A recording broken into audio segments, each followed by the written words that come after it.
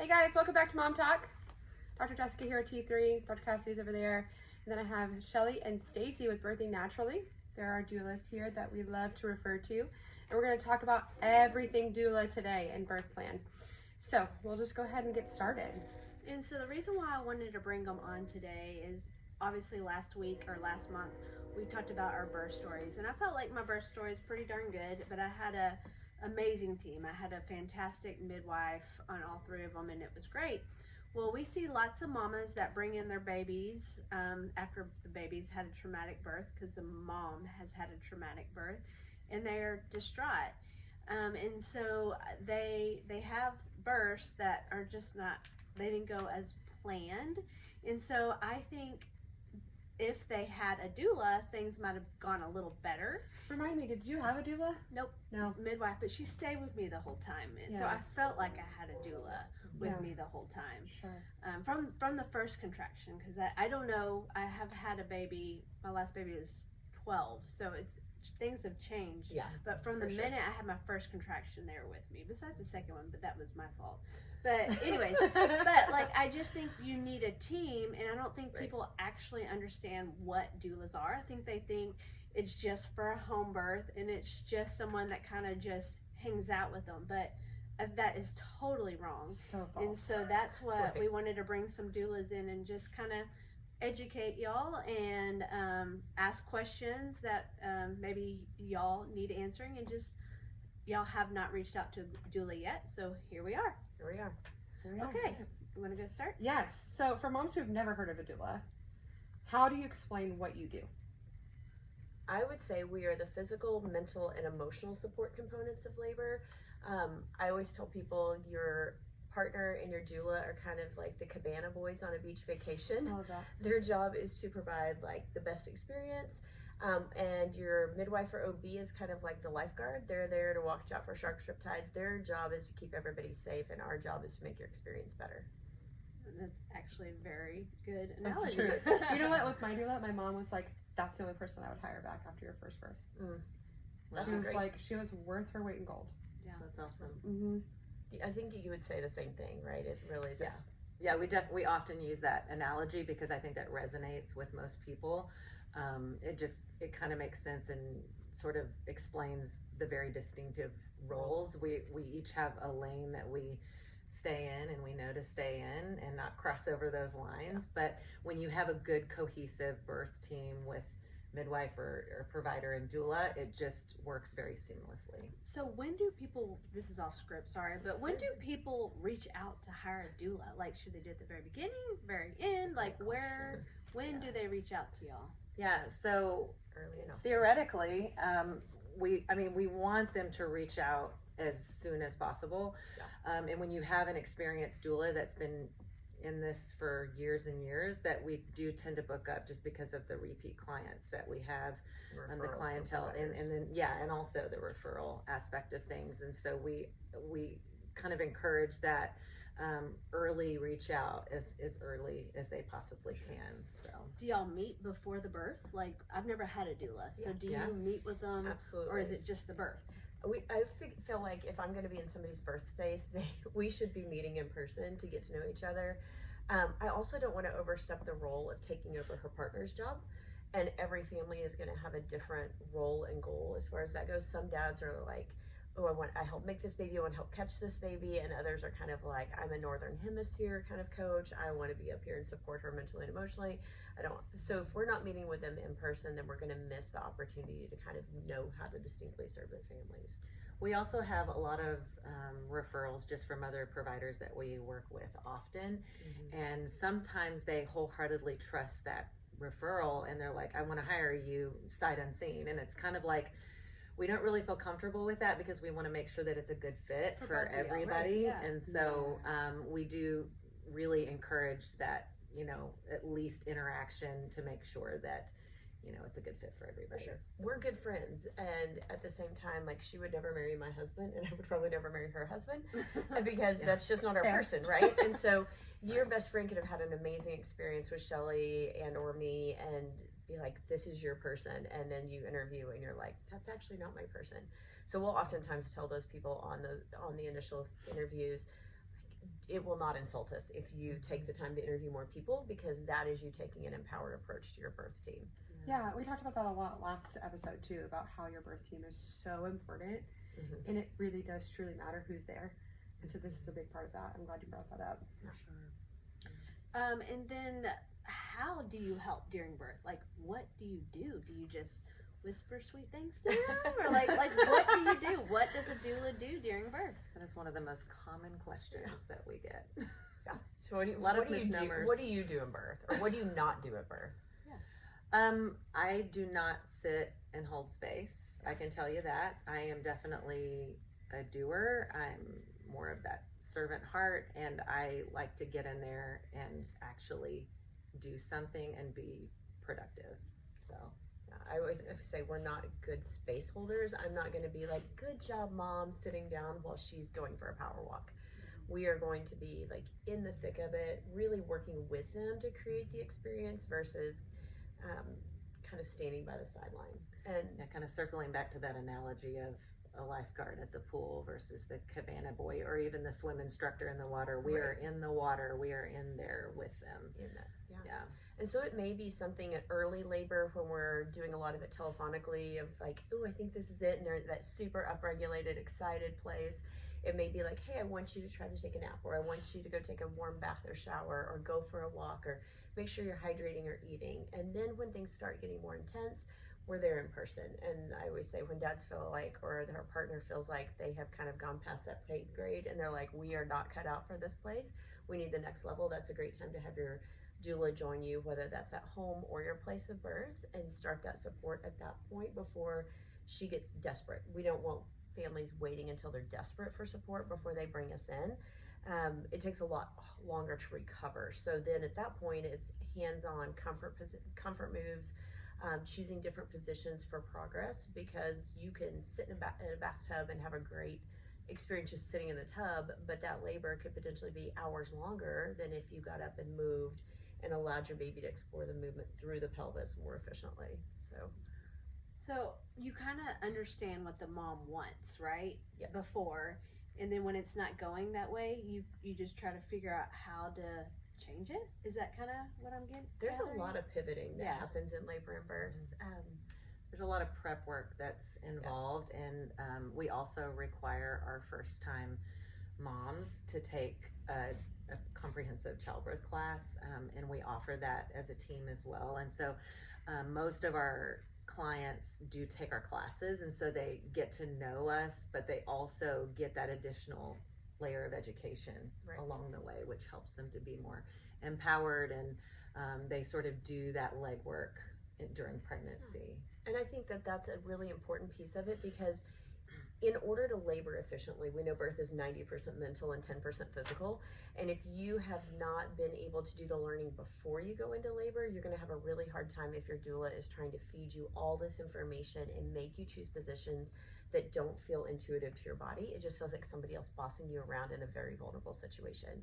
So we're trying to work ahead of giving them tools, but making sure they're educated and they're doing the physical, mental, and emotional work before we hit that big birthday party day. Awesome. Who would you say benefits most from having doula?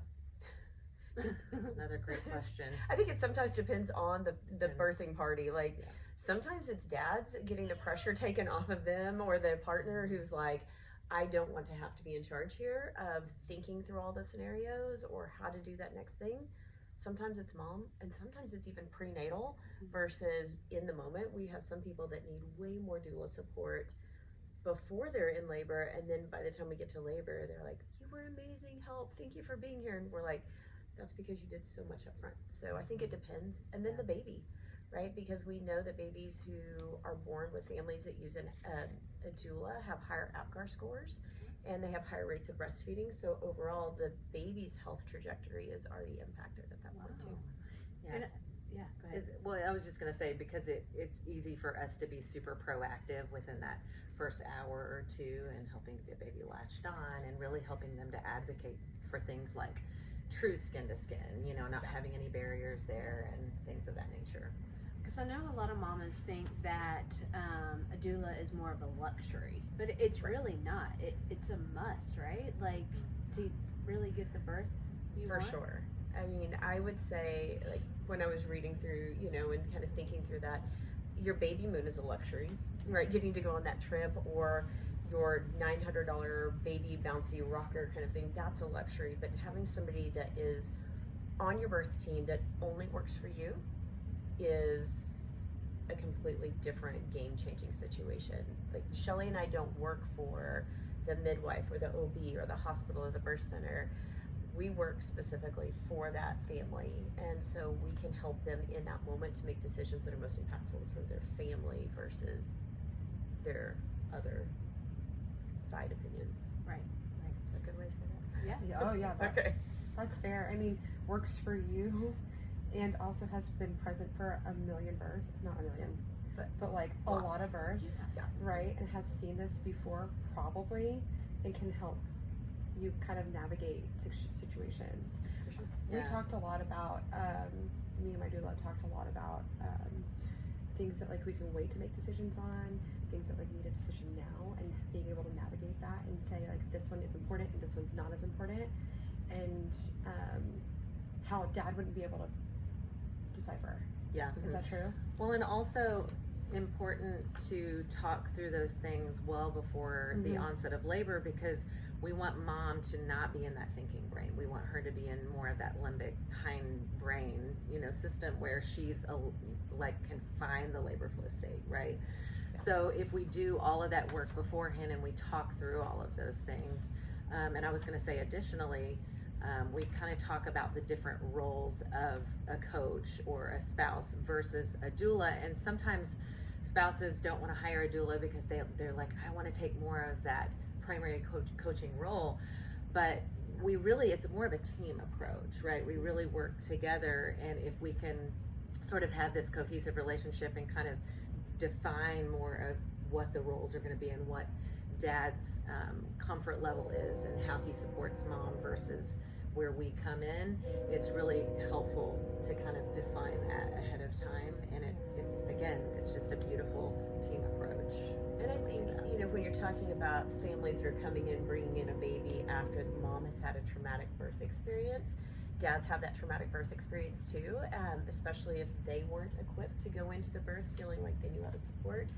And I think from a relationship aspect, that's a really tough place. You're already adding a newborn into the family. You're adding all these dynamic changes that are happening, and now you have a partner who potentially feels like they didn't do a good job supporting either. So you have both parents kind of coming into really dysregulated places. And then you have just that emotional investment from the dad's perspective or the dad's side of things. So having a doula from an outside perspective to kind of help them navigate those waters is game changer. But when there are tough situations and somebody's asking like, do we want to do X, or how do you feel about doing that? And dad looks at us and we're kind of like, here's your pros and here's your cons. Right? There are other times too that we're like, look at my eyes, this is not a decision we're making, this is a medical situation where we have to move now. Yeah. But there are those places that we're like, hey, here's pros, here's cons. What questions do you have so you all can make a good decision? He is always going to have, or her partner is always going to have that moment of emotional investment that this is my family, where we can have that 30,000 foot view of like, I know this is what you want. Here's how we might still be able to get there. And if you make these choices, we're going to go down a different path, and either is fine, but you have to be okay knowing that there are different choices to make right now. Yes. And what kind of draws me to y'all is I remember the very first time I met y'all, you looked at me and my structure and was like, did this happen during, like you can look at a structure with a person and figure out what is going to happen during birth. So tell them a little bit about that, like the whole structure of the pelvis and how we can work on that before. Sure. So Shelly and Riley, our other business partner, and myself, we all trained in Body Ready Method, which looks at the pelvis as a really dynamic institution, right? So we are the doulas that are like, you need a chiropractor, you need pelvic floor PT, let's talk about craniosacral work. But we look at a body and say these parts and pieces all work together either cohesively or in a little bit of chaos. So if a mom is standing with her booty tucked, which becomes a very normal posture, with a first time mom, she kind of leans forward, anterior lifts onto her toes, and she's tucking her bum, trying to pulled and stabilized instead of using core, that mom is probably going to have a longer push phase of her birth because the sacrum it's counter-nutated, or it's tucking under a little booty tuck. Her baby might get into the pelvis, but then we get down to that late stage of labor when we need to, when the sacrum nutates back, I call it raising the garage door to let the baby back out. In that situation, that mom might have a longer push phase, or the mom who has that big old anterior tilt and they come in and it takes them forever to get into labor and they can't figure out why. Pushing is really fast, but their labor is very, very long and challenging to get the baby in. So you can see that You before can it happens. If you are, it's not even like we laugh because we went through the training and I would be in an airport traveling with volleyball for my daughter and I'd be like, oh my gosh, this person has one hip higher than the other, or like they could never get a baby through the pelvis for the way they're standing. And so it became this running joke in our business thread that we would be like, we are analyzing everybody's this body, pelvis. right, yeah. Like, and we can use those situations to be very like teachable moments or learning, Proactive. When you see different bodies, because everybody's so unique and individual. But we like to kind of break it down and talk through it as a team, because it does help us it brings about better awareness and understanding of what the things that we're looking for just in a body, in a pregnant body, and of course the growing uterus and the changing of the body makes a difference too. But we like to get a mom around like the 27-28 week mark,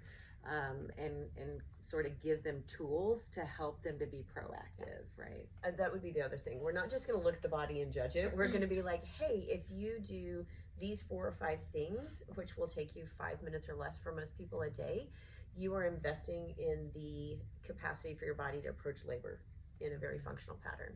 So, and then if you master those, then let's go back to the table and see where your body has shifted and maybe give you some more tools. Because it's not just the pelvis, it's then what are we doing with the ribs as well? Are the ribs stacked over the pelvis, or are they like flared up where we're going to have that decompensation of movement patterns? So, and I would also say, as chiropractors, this probably resonates too, but it's a beautiful complement to the work that you guys do, right? Yeah. And then we can kind of layer in the BRM stuff, and it even helps for an adjustment to hold longer, right? So there's so many incredible benefits to it, and we've seen marked differences just within our clients and our practice just moving forward just in labor and well, birth. share about your VBAC mom, your mom who had a primary section for failure to progress. Yeah, so she had a primary section with baby number 1, and then she had 2 VBACs, successful VBACs in a hospital with an OB. Vaginal birth after cesarean. Vaginal birth after a cesarean. I'm just throwing around birthing terms. So she had 2 successful VBACs, and so those particular births were like 30 plus hours each. Well, when she came to me with baby number 4, she was having a home birth with baby number 4, and we did an alignment assessment, and I immediately knew, just gathering information on what I saw visually, that I knew the reason that her VBACs were so long, right? And it was because she had this really significantly anterior tilted pelvis, and so that told us like, okay, that baby is really knocking on the top of that pubic bone and having a really hard time coming down and getting into the inlet of the pelvis and engaging. And so we did some work, and I even was very proactive in the early phases of labor with her, knowing what her history was, and she had a 4-hour labor from start to finish. So yeah, it was game changer. Yeah. No, I believe it. I believe doulas is a game changer. I think chiropractic is a game changer. I think your provider is a game changer. Absolutely. It's all of us together working as a team. Right, for sure. Anything else? I mean, yeah, that, to your point, birth is a marathon. It is not a sprint. We are preparing like you would for a marathon. You just don't wake up one day and say, hey, I'm going to go run the Boston Marathon. You can't. Right. You shouldn't do that with your birth either. For You're sure. not going to get the birth outcome that you want. We talked a little bit about this last time with our birth stories and stuff. My first one was 54 hours long. Wow. The second was 3 hours long. And the difference was how much prep work I did the second time. Yes. Mhm. Versus the Investment front. up front. Absolutely. pays Because I was, dividends. I'm a chiropractor. I was like, I'm getting adjusted. That's all we need to do. No. Mhm. No, you have to do so many other things. your prep is going to equal your birth outcome. And you have to have a good team. Like you have to Yes. have a good That's what I coach. mean. Your I mean, prep your coach was good. includes but your with both. includes your Yeah. your team, Yeah. right? I changed midwives. We had the same doula, but things were just so different. We added in other providers. It is important. Yeah. And And we, go ahead. and we always say you have to choose your hard. We kind of throw that phrase around a lot, but it's true in this whole process. You choose what's hard for you. You're either going to do the work on the front end or you're going to do it in labor. So, you know. It's And true. it's way less investment up front than trying to thug it out in labor. There's no thugging it Well, out in and labor. not just labor, but then postpartum recovery, Right. It's true. Yeah. right? Yeah. Because I'll tell you what, my recovery from the 54 hours was way different from the 3 hours. Mhm. Absolutely. Night and day. Yeah. Well, and I will, like, in all frankness and honesty, you cannot hire a doula and expect them to overcome choosing a bad provider. Yeah. That is something I wish everybody could hear without Say it judgment. louder. Right, for the people in the back, you are not going to change, I'm just going to say, you are not going to change your provider one vagina at a time. If we have a client that was out in Rockwall and her provider had an 88% cesarean rate. Yep. That means that provider thought 12% of vaginas were capable of birthing a baby. And I will say that client switched at 38 weeks to another provider and had a fantastic birth. Yes. But had she not, and we were very frank and honest with her about what her chances were of a cesarean. So, So. how do they find a good provider? Like, what are your, just looking at the C-section rate? Like, or reach out to y'all? Reach out to I mean, y'all? Trying to be politically Yeah, correct like, here. how do I say, like, and I'm What I not want very to say, good at that, me right? either. I'm not either. My filter is very small, and the older I get, the smaller it shrinks. I would say, yeah, I would rather be a community resource. Even if you don't hire me as a doula, I would rather spend an hour talking with somebody on the phone and giving them options. Thankfully, we have really good relationships with providers in DFW, and so there are times that we call and we say, we've taken one for the team and picked up one of your clients last minute. We have a situation. Would you be willing to take this person on? And oftentimes what we get is, if they'll hire you all as their doula, then we will make space in our practice for them. Interesting. Which is, I mean, we have more midwives specifically now requiring that all of their clients hire a doula for a primary birth. Like, we will not take you on as a first-time mom if you are not willing to put the effort into hiring an experienced doula who is a good teammate for you in labor. Because if you're, like, you and I got lucky. Shelley was very fortunate too, because we were having babies in the era where midwives were with you all the time. Yes. It And was now, just different. I back can't then. imagine It's not different. having her with me every every minute. minute. Yeah. Yeah. But midwives really, not many of them operate that way anymore, right? So it's just different. It's a And- different mindset. I mean, just think about your role as chiropractors. It's different than a pelvic floor physical therapist, right? 100%. 100%. And so they work cohesively and you work as a team. But as a doula, it is not uncommon for Shelley and I to have a midwife say, even if they're not our client, we are having a hard birth with this person. Here's what's going on. What can we try? Right? And you also have to That's- factor in the busyness of the practice as well. And we see that primarily even midwifery practices are much busier these days. And so if you have a midwife that's up all night fielding questions in early labor for a client, and then when they get to the part of labor where their job is the most important, right? And they're exhausted and tired. That's another game changer of why a doula is such an important part of the team. So that makes sense. Yeah. We can take the emotional and mental and physical load off their care provider too, which allows them to be exponentially better at the safety for mom and baby, right? So if Yeah, we you had have, go ahead, no, go for it. Yeah, we had a situation a while back where Stacy and I actually tag team doulaed it, because if that's a phrase, because the midwife had done 2 or 3 back-to-back births, and this was another mom that was in labor, and we're like, go We've take got a you. nap. Yeah. We've got this. We'll let you know whenever we need to head in, so, and it was huge because she got a couple of hours of sleep when otherwise that client would have been reaching out to her. Again, a team. That's what we have to do. Yeah. And like I said, the reason why I wanted to do this is because we are seeing the moms that bring their babies in that have had this traumatic birth. They're bringing their babies because their baby's a mess from their traumatic birth, but these moms, Yeah. they're distraught and they take forever to emotionally and physically get over these births. And I really truly believe if we start with a great team, we won't have these outcomes that we're seeing a lot. So I really appreciate y'all coming out. We will make sure to have their information below the video so y'all can get their information. Anything else you want to share, or? She really put you on the spot there, There's, huh? there's Yeah. lots of info that just kind of rolls Yeah. around these We old could- brains. Yeah. Yeah, we could talk for hours on this subject. So I would just say whatever. invest in yourselves. You mamas, you partners, you all are worth the financial and emotional investment. There are price points for doulas. We have some doulas in DFW that work on sliding scales for families that are in financial situations where they're barely scraping by, and the sliding scale is an approachable option for those families that might feel like it's out of their reach. But I also am very aware, like even with families that can afford it, that sometimes they look at it and they're like, maybe next time. But I can't tell you the number of times that people come through classes with us and they're like, he's got it, like he's gonna be daddy doodla, like we got this. And then we get a phone call like, hey, I'm pregnant, I've got to call my husband and tell him, don't tell him I told you first, but we are booking you today.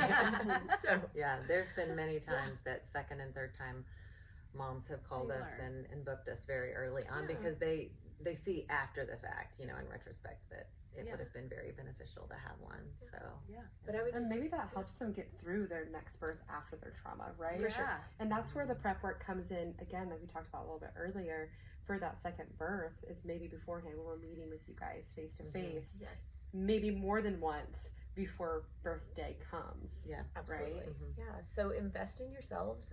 Like your first birth also doesn't define you, or your second birth doesn't define you. 100%. You get to rewrite the story with your next experience, and so choose to put your feet on the floor and start doing the research early, and understand that your doula can't save you from a bad choice, but we can help you and your partner and your baby all three have different experiences. And speaking of that investment, Stacy and I both would tell you, like, we are willing to be super flexible with people that have challenges financially and that need to come up with a payment plan or whatever. So we're always willing to offer that and be flexible for people that need that. Absolutely. Okay, y'all can see why I love them. They're fantastic. But let us know if y'all have any questions. For sure. Yeah. All right, guys, we'll see you guys next time for Mom Talk. Bye.